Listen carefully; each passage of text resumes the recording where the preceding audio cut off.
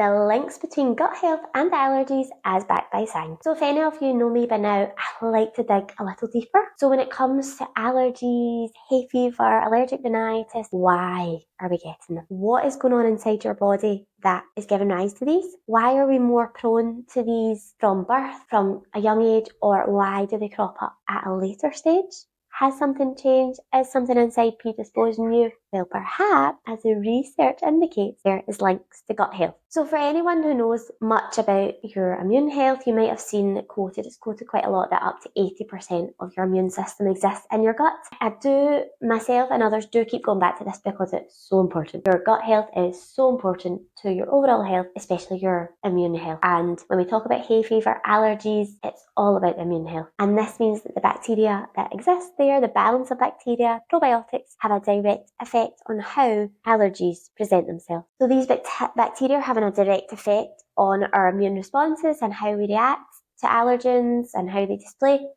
But we can influence the bacteria. And research shows that the alterations in our gut microbiome can influence the development and the severity of allergies throughout our life. And this word keeps coming up in the research as well, which I use a lot. Diversity. The diversity of our gut bacteria is key. This diversity can influence our immune system and also the nasal environment. I've talked about this in my last post, but the nose seems to be quite central to allergy symptoms, and your nose has its own microbiome, which I'd never considered. Like, we know we've got bacteria on our skin, every part of our bodies, but your nose has its own individual microbiome. And get ready to have your mind blown again. As nutritionists, we talk a lot about the gut-brain axis, but we have a gut-nose axis as well. This means that the microbiome, the bacteria in your gut, can translate with the bacteria in your nose and vice versa. And it kind of makes sense because we're learning that your oral microbiome, your balance of bacteria in your mouth, can also have a two-way communication with your gut as well. So that's why oral health is so important. Gum disease is a big risk factor for other factors. But when it comes to hay fever, nose is the one. So this is why we want to have a favourable balance of bacteria in the gut, and they can favourably influence the balance of bacteria in your nose, and then this influences how your symptoms present themselves. So the research shows that people who present with allergic rhinitis generally have a narrower spectrum, a narrower diversity of gut bacteria. And this is where it all comes down to eating a good variety of foods. Week to week, your shopping list, your recipes, your ingredients. We want colour, we want variety, we want new foods. Even eating the same things every day, even if they're super healthy, may actually not be good enough. It's all about the diversity and the variety. Also, there was a mention of genetics in the research, and we do, for good reason, talk a lot about genetics.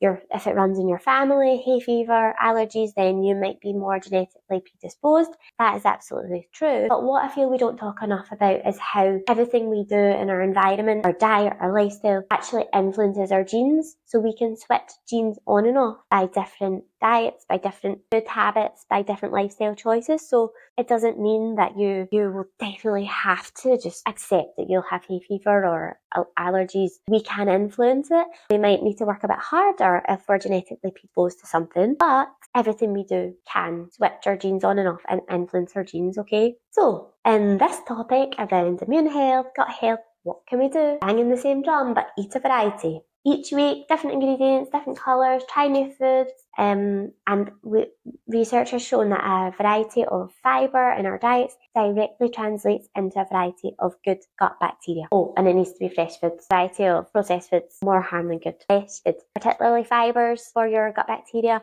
but healthy fats, things like coconut oil, it shows in the research, good for your good gut bacteria. So plant-based as much as possible. Oily fish, good. Omega-3 rich. Mediterranean style diet. Basically, try and follow the Mediterranean style diet. Fresh foods, limit the process, and you're good. More specifically, perhaps as we are getting started on our journey and really want to calm the hay fever symptoms now, we can look at antihistamine type foods. So we talk a lot about fermented foods, which are good. Things like sauerkraut and kimchi and things like that. But they can be quite high in histamine. But again, as long as you're getting a variety and not having too much of even of a good thing, variety is key. So even small amounts of these, but you may want to look into a more histamine friendly diet just at the earlier stages. So certain nuts, fermented foods, canned foods, certain fruit and veg, avocados, the kind of nightshade vegetables, so potatoes, tomatoes, aubergine, they can be a little bit tricky and higher in histamine,